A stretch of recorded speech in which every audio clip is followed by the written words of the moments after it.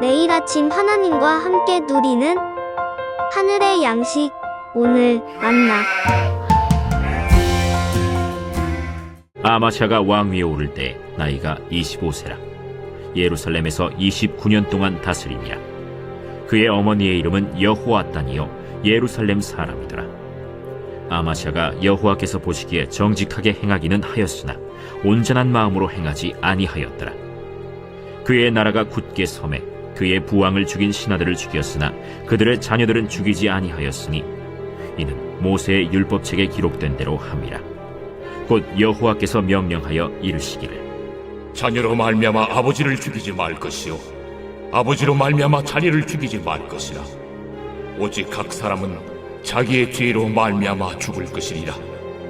아마샤가 유다 사람들을 모으고 그 여러 족속을 따라 천부장들과 백부장들을 세우되 유다와 베냐민을 함께 그리하고 20세 이상으로 계수하여 창과 방패를 잡고 능히 전장에 나갈 만한 자 30만 명을 얻고 또 은 100달란트로 이스라엘 나라에서 큰 용사 10만 명을 고용하였더니 어떤 하나님의 사람이 아마샤에게 나와서 이르되 왕이여, 이스라엘 군대를 왕과 함께 가게 하지 마옵소서.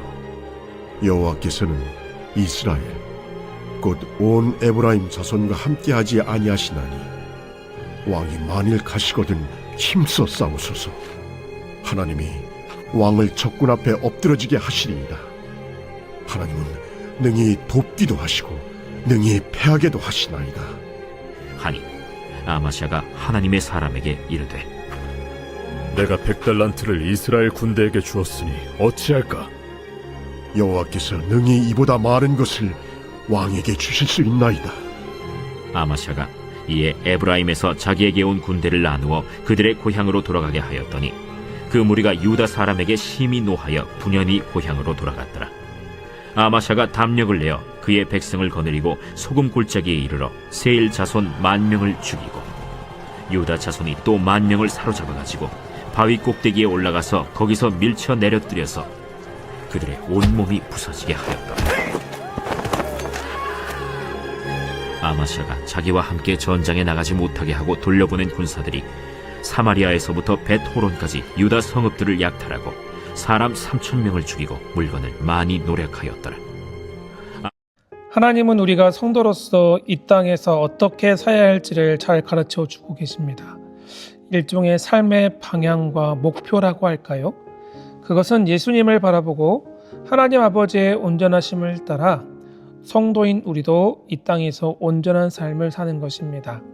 잠언 2장에서 우리가 온전히 살 때 완전한 지혜를 예비하시고 친히 방패가 되어 주신다고 약속하셨습니다.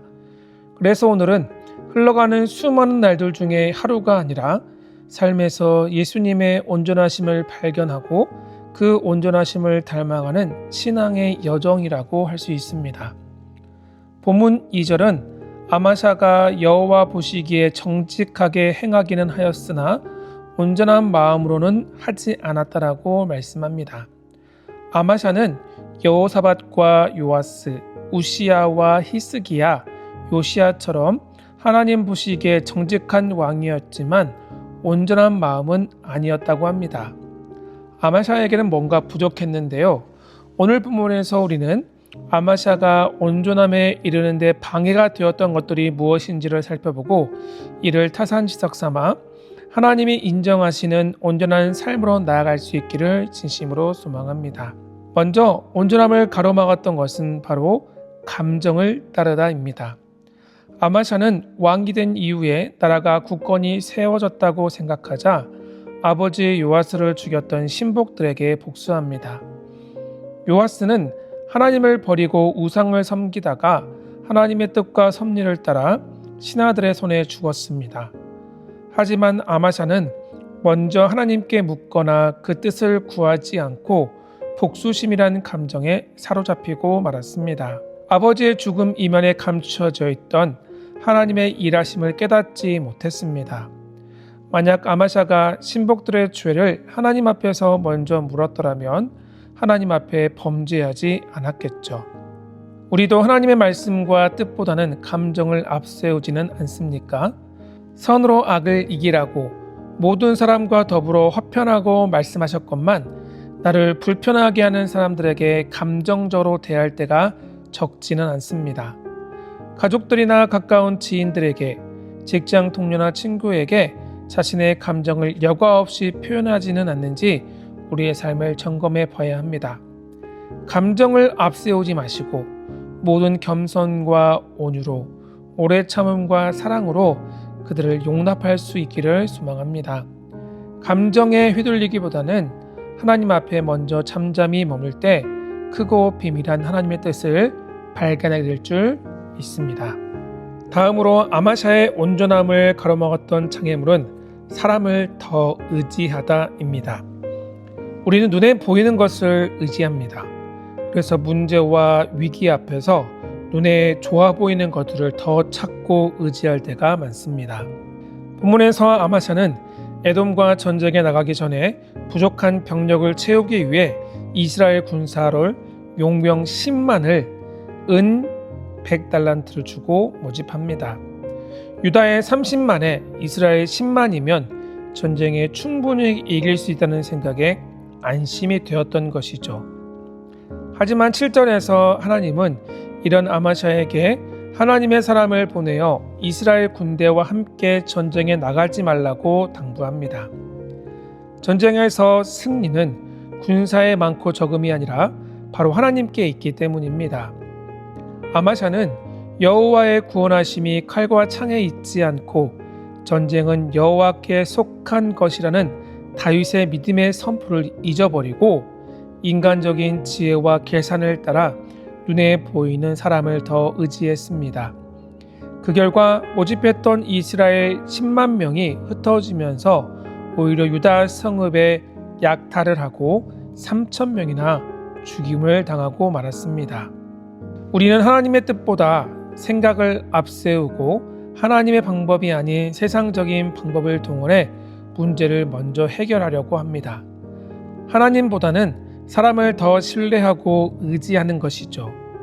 하지만 하나님이 아니라 인간적인 수단과 방법은 문제 해결보다 오히려 우리에게 부담과 짐으로 다가올 때가 훨씬 더 많습니다.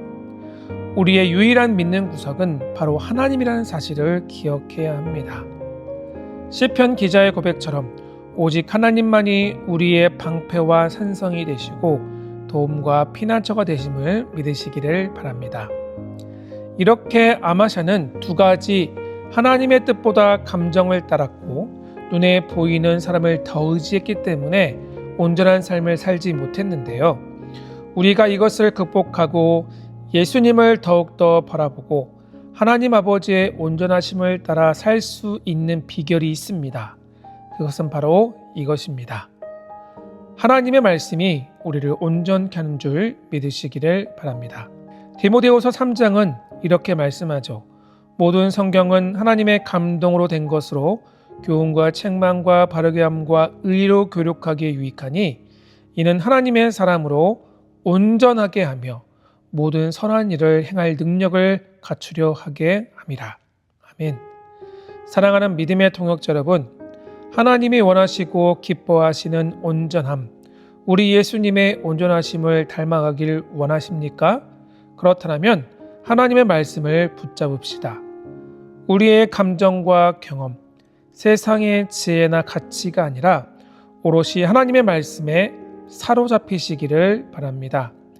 아마샤가 하나님의 사람을 통해 말씀을 듣고 그 말씀을 붙잡고 담대히 전쟁에 나가 싸웠던 것처럼 담대한 믿음으로 용기를 내어 하나님의 말씀을 굳게 붙잡고 삶의 현장에 나아가기를 바랍니다. 그럴 때 하나님은 능히 우리에게 하늘의 풍성한 지혜를 허락하시고 연약한 삶의 피난처와 방패가 되어주실 줄 믿습니다. 오늘 하루 이런 은혜와 복이 우리 성남제일의 모든 성도들의 가정 가운데 가득하기를 주의 이름으로 축원합니다.